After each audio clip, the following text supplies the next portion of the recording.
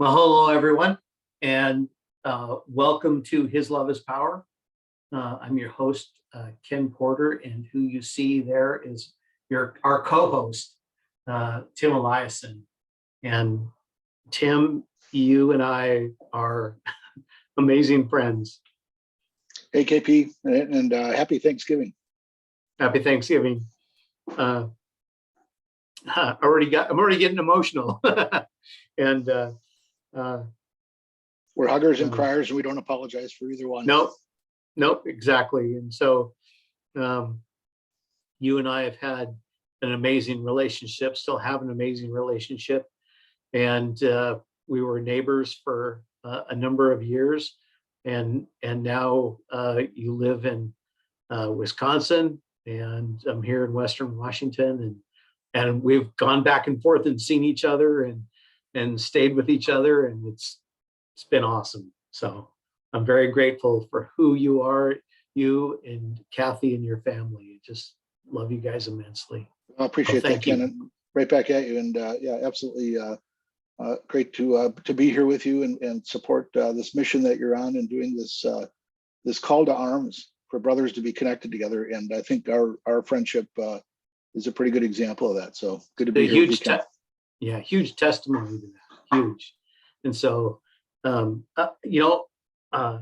just something was at church this morning, and Kelly, a common friend, were talking, and she made this great comment about we're about ready to start church, and it's like, when do we have time in church to share as to what's going on in our lives? And the answer is, we don't, right? We really don't. We can have little conversations, but the deep sharing that we all long to, it's hard to do it in that setting. And it reminded me of a verse that went and found, Galatians 6:2. Carry each other's burdens, and in this way you will fulfill the law of Christ. And it's just so true that we're called to carry each other's burdens. And as the friend that you've been to me in so many years, we have carried each other's burdens back and forth. Sometimes our burdens have been the same too along the way. Mm-hmm. So I just wondered how any of that strikes you this morning as we're trying to do this first time together like this.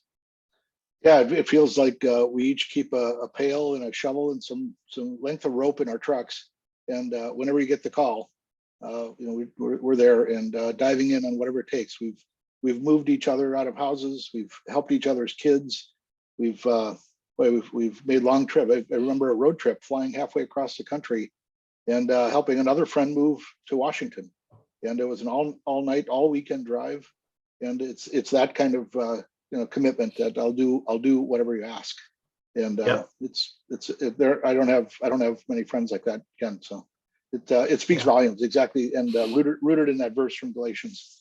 No surprise that a letter from Paul just speaks to what it takes to give yourself away in service to one another.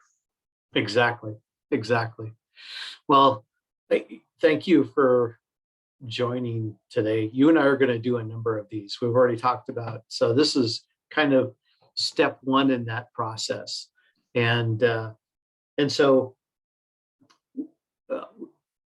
I guess to get this thing started a little bit, I would love to talk about the beginnings of what's called our group, because you invited me to a group at a church we were both attending. You and I were not friends, let's say, at that point. We knew each other, casually, and you invited me to a group that actually, for me, it didn't work for me initially.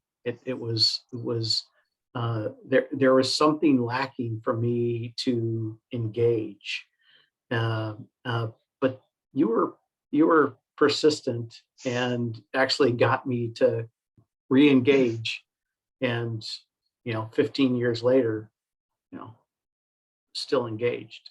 So Yeah, there was a group before what the current Saturdudes group looks like.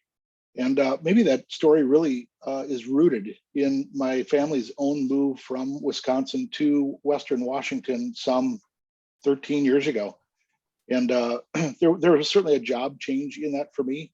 But my family certainly felt like there was much more to this than just changing jobs, that there was a bit more of a mission that we were being called to. And we really didn't know what it was. That was kind of the awkward part of it. We weren't going into missions work, so that wasn't it. But it really felt like God saying, I've got some new work for you apart from your vocation. And it's really for all of you. It's for your whole family to kind of re-engage. And the word picture for it is to pound a stake of the church at the center of your life and have all that you do tether off of that. What if everything started there? And so maybe an example of how that played out was when you move to a different city or a different state, eventually you have to find a house to live in, right? That's just part of the program. And we certainly did that, but our process for doing that was different than what we thought it was. And specifically, we said, instead of just finding a house, why don't we first find a church? Let's start there. Let's find a church that we want to attend. And then from there, let's find a neighborhood in that community of that church, and a neighborhood where our kids will go to a school that we think we want them to go to. And the last piece of that puzzle was finding a home in one of those neighborhoods. So we just took that approach, and we were connected to a church long before we were shopping for houses. and isn't that amazing? That's so countercultural, Tim, right? Because you go find your house first and you build around that typically, right? And right? you did it completely counterculturally. Yeah, there was, and I won't belabor it here, but there was a cross thread in this, that I was living on my own in an apartment in Washington while my family was still back in Wisconsin, finishing the school season and selling our home. That went on for about 4 months, and there was some travel back and forth, but I was on my own, and that was, in my mid 40s with a big family out of state. That was an unsettling time. The settling part of that was finding a church.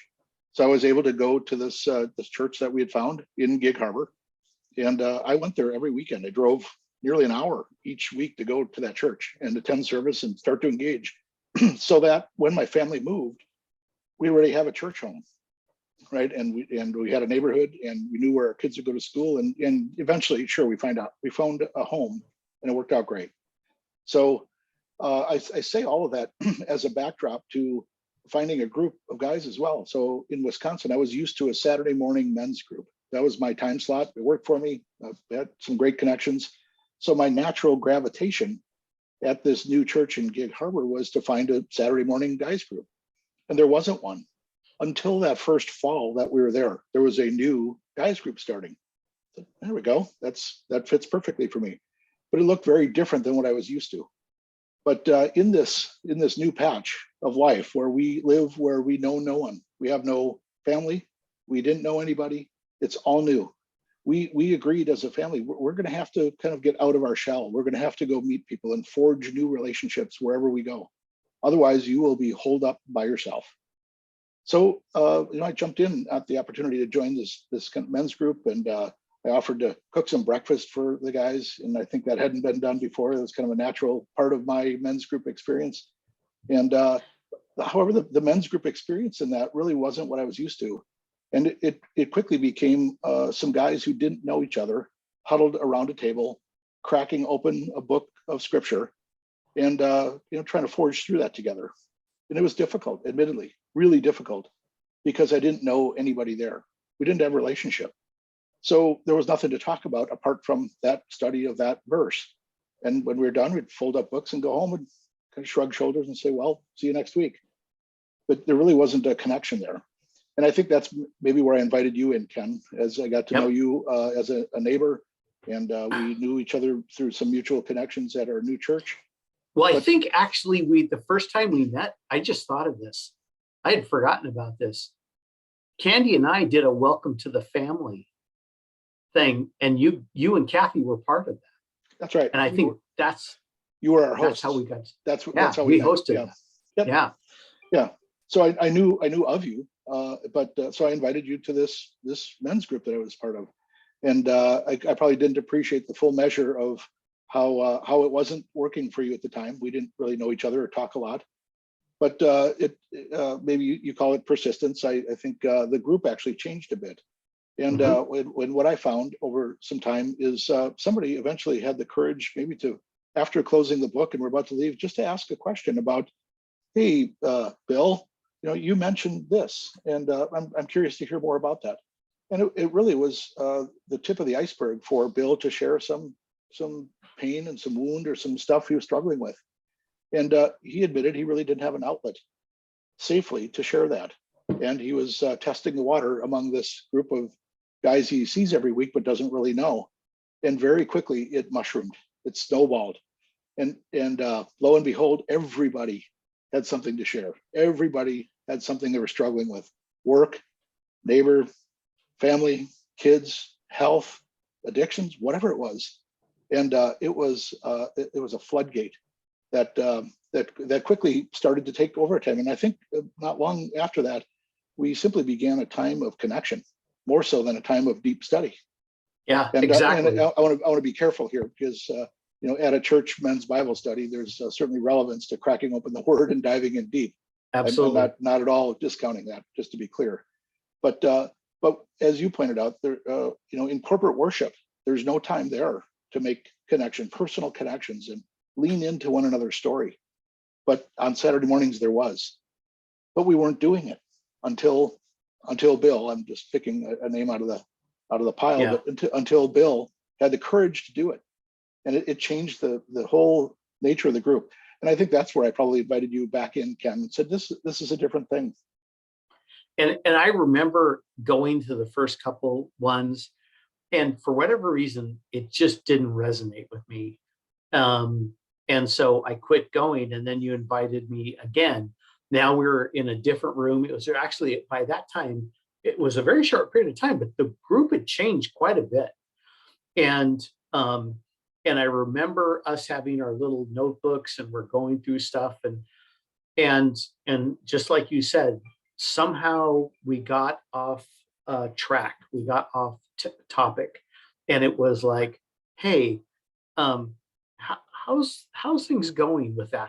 You mentioned that, like you said, and all of a sudden we started sharing, and it just started to take on a life of its own, where to the point where we were bringing, I think, our notebooks, but choosing not to even open them.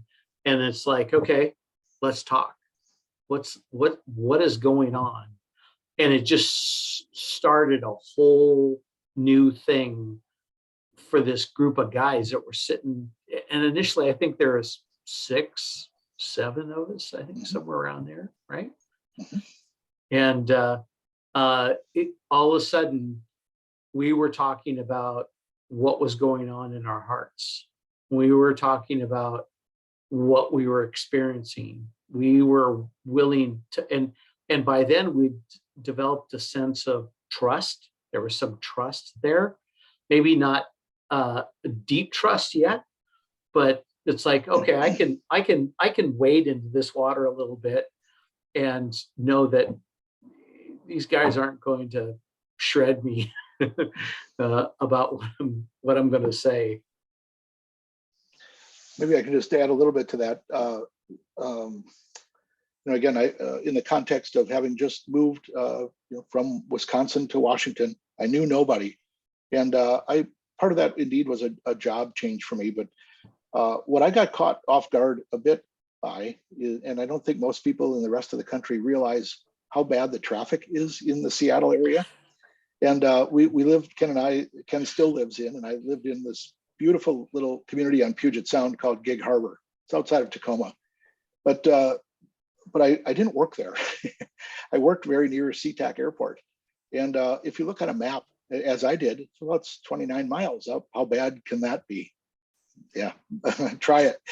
It's a gruesome white knuckle, heavy construction, heavy commute drive at 4:30 in the morning. So there's no beating it by going in early. and I worked at a rapidly growing company. I was the IT director, and I inherited a bit of a mess, and it was quite a bit of a turnaround. And adding all that up, it was quite stressful months in my first period of patch living there. And I remember just shortly after Christmas, I've never been officially in depression. Not sure that I know exactly what that's like, but I suspect I may have been going through a bit of that. I was in a bit of a dark time, just trying to see through all of that, to see the good in all this. Why did we do this? And very quickly, I'd begun to forge some relationships with the men in my group, and a call came in to the pastor, who was largely responsible for community and connections and care groups. And the email went out to the group. Hey, there's a woman in our church who's struggling. She lives alone, and she's trying to gain custody of her grandchild because her son is, I believe, incarcerated at the time. And as I read this story, I just couldn't believe the depth of the pain that was going on in this woman's life. And she lived in a dilapidated mobile home that was desperately in need of some help. And the question was simply, could you guys do anything to help her? And so we did. We went that first time and just did an assessment, and yeah, there's a lot of work to do here. But she was living there, and she asked for help. And she herself was a great caregiver of others. She took her neighbors to the doctor. She herself, she had nothing. It reminds me of that passage of scripture of the woman who had nothing, yet put a modest offering in the plate. And Jesus took note of that, right? And so it would be really hard to walk away from her to say, we can't help you. And so began what I thought was a 6-month period of a lot of guys and a lot of families pouring ourselves and our shoulders and money into rebuilding her deck and rebuilding a roof and cleaning out some stuff and fixing her car and just really, really trying to help her. And it was that process of helping her that pulled me out of it. So we've talked about this, and I'll save that for other episodes. That be careful when you step into a missions journey, thinking that you're going to go help the people you're serving, because I promise you, you'll walk away recognizing that you're the one who's been ministered to. And so it was. And Ken, you were part of that also. You and your family and my family really poured ourselves into it. And it was a process that took me from my own pity and my own view of some kind of a dark, tough time. And I realized how much tougher others have it. And I have no business calling out my own grief when in fact there's so much more I can do for others. And it's just, again, one aspect of that group. And I think that nature of being connected with other guys and serving really became a hallmark of our group in particular. It's just what we did. It's how we connected with each other. It's how we rolled. Yeah. And it's still true to this day. Absolutely. I made reference in an earlier podcast I did that about learning that with my dad. I learned to relate by doing work with my dad and how that kind of started, and that same kind of thing really resonated with me being in this group and doing things with other guys. And it's like, let's go tackle this. Let's go do this. And if you were to do it by yourself, it would be overwhelming, right? And yet to do it with these guys that had a love for each other and a love for another person, to just like, let's go help. Let's go see what we can do. How joyful that was, right? And how you were being ministered to because of participating in something like that. And it led us to all kinds of different things, helping other people, going to Mexico, all these different things ultimately came out of us learning that experience from that first thing. It's like, wow, doing stuff together, and it really bonds men, but it also opens you up, and it makes you feel just connected in a very special way when you go out and help somebody else, and you're working side by side and sweating with your brother and enjoying the moment, right, together. Yeah, and I think the message in all of this is that there's many ways to be connected, and sometimes it's huddled around a table with an open book. Other times it's a conversation, and other times it's serving. And Yeah, there's a need and value in every one of those. in And all I of think it. the Yeah, connections grow across all the people you meet in all of those settings. yeah, I think absolutely. I think our group over the years has moved to different locations to meet in the church prior to COVID, and for a good portion of the time we were meeting in the actual church nursery. This was the only room available, so we're sitting in these rocking chairs, knowing that mostly it's infants in there on a Sunday morning, but on Saturday morning it's a bunch of old guys hanging out there. That was pretty cool. In the cry room, right? In the Yeah, cry room. right, In right. and the thing is, I can tell you what's funny that you bring that up, Tim, is that I remember sitting in the cry room many years ago. Crying. Well, I've done that many times, but but actually being in the cry room and being struck in my heart to do how do I get this idea out to other men that they need to be in connection in this way, that they need this community. It literally, I can tell you, I remember where I was sitting, I remember being in the cry room, and I remember God saying to me that this is so needed, and somehow you got to figure out how to spread this word. And so this what we're doing right here came from us, from that moment Yeah. of being led to try to share this idea with other men, that why this is so important, because what Kelly said this morning was profound, right? It's like, look, yes, church is important, not discounting church in any way, shape, and form, right? But it's hard in that setting to have a deep, meaningful, honest connection conversation on an ongoing basis. Mhm. You have to go outside of that and nurture it and create it and make it happen. And that's what we're trying to get men to understand, why this is so important. And I hear you saying need, and I certainly think it is something that men need. But I also know, and one of the things I've learned, probably learned a little too late in life, is need often feels like a have to. And I know one of the things we talked about in our group many years ago is the difference between a get to and a have to. Yeah, And we all do the things that we want to or that we get to, right? If you get to go do something, how cool is that? And if you right. have to do something, it almost always falls to the bottom of the list. It's the obligation. It's typically the stuff that's just no fun. Yeah, So part of a leadership lesson I also learned years ago was basically some self-talk. If you can turn some of those have tos into get tos, and the example was doing the dishes, and that at first that seemed like a stretch. How in the world does having to do the dishes become getting to do the dishes? Well, it's perspective. There are plenty of people who eat without ever using a dish, and they would love nothing more than to have a clean plate for some food for a warm meal. Right? That's a deep get to, and yeah, without it, it's a gruesome process to even get food tonight. And if you got to do those dishes after eating a warm meal, sure, I get to do the dishes because I also got to have a meal.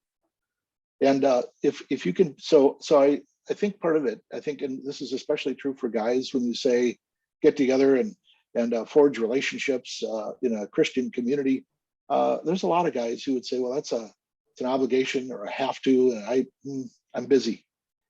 But it's a get to. It really is a get to, and it's an amazing thing if you're willing to. We always call it open kimono.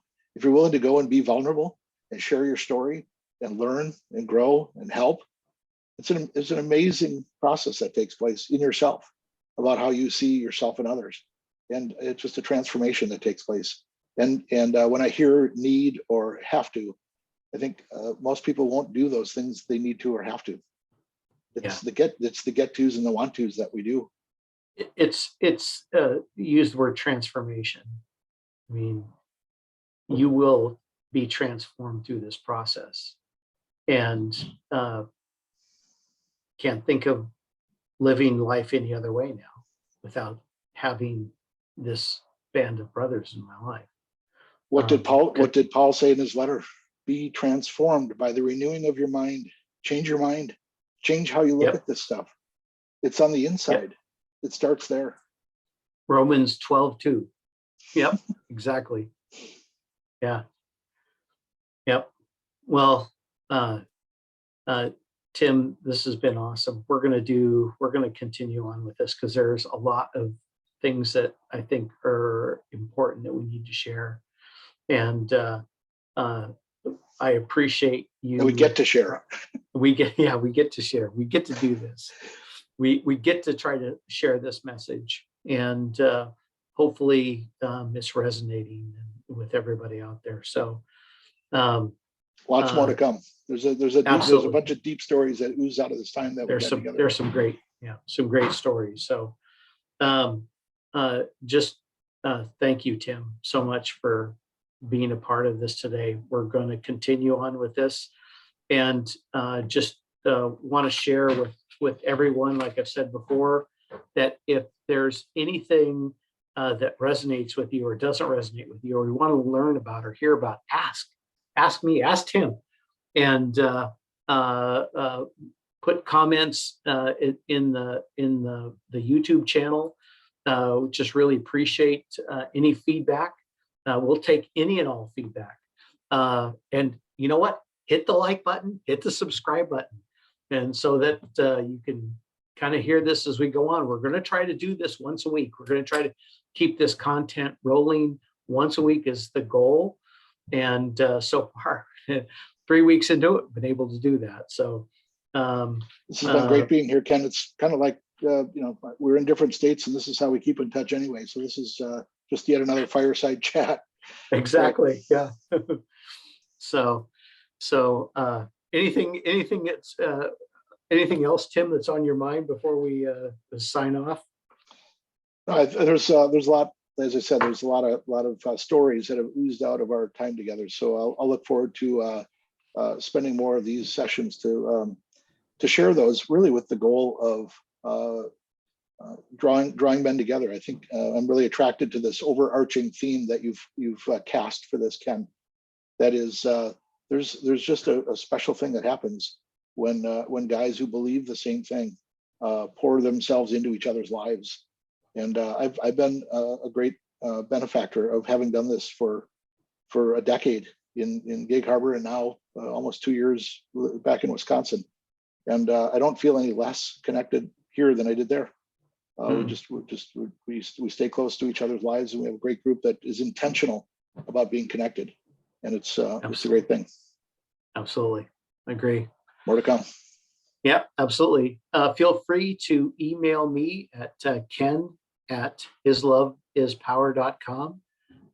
Enjoy all the feedback you guys have been giving us so far. So thanks a lot. And just whatever you do, whether in word or in deed, do it all in the name of Jesus, giving thanks to God the Father through him. So until next time, thanks everybody. See ya. Bye.